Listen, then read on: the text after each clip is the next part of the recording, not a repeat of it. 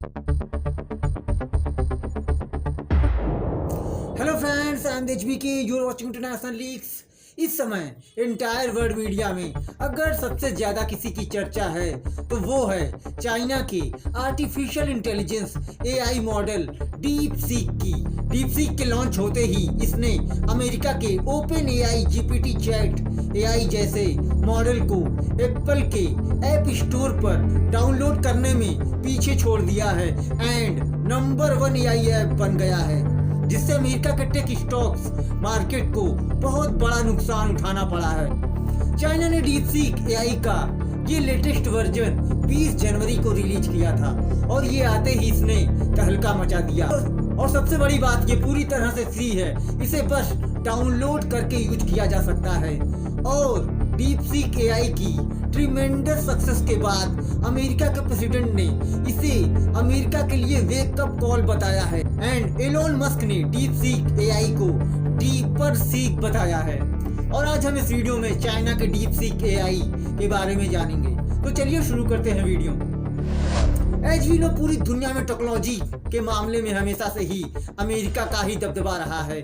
America की silicon valley को कौन नहीं जानता होगा, जो कई startups and global technology companies का गढ़ माना जाता है। उसी तरह अमेरिका की ही एक टेक कंपनी ओपन एआई ने एक ऐप बनाया था, जीपीटी चैट, जिसे यूज करने के लिए यूजर्स को पे करना पड़ता था। पर जो एआई ऐप चाइना ने बनाया है डीपसीक एआई, वो बिल्कुल फ्री है। इसके लॉन्च होने के बाद यूएस की chip making tech giant Nvidia को $600 बिलियन का नुकसान हुआ है, जो अमेरिका की स्टॉक मार्केट की हिस्ट्री में सबसे बड़ा लॉस है। अब डीपसीक के बारे में जान लेते हैं। What is DeepSeek? देखिए, डीपसीक एक चाइनीज एआई कंपनी है based in Hangzhou China and इसे फाउंड किया है लियांग वेंगफेंग ने। इसके पहले Liang Wenfeng quantitative hedge fund High Flyer के सीईओ भी रह चुके हैं और वेंगफेंग ने एआई पर 2019 में काम करना शुरू किया था with his company and high flyer AI dedicated to this domain.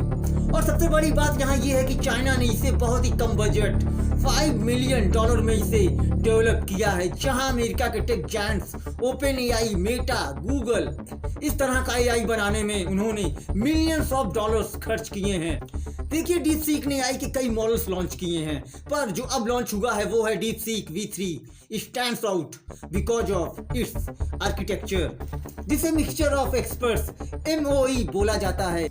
The MOE models are like a team of specialist models जो एक क्वेश्चन का आंसर देने के लिए मिलकर काम करते हैं, सिंगल बिग मॉडल यूज करने के बजाय जो अकेला सब मैनेज कर सकता है। डीपसीक V3 मॉडल को 14.8 ट्रिलियन टोकन्स पर ट्रेंड किया गया है, which includes large high quality database that offers the model greater understanding of language and task specific capabilities।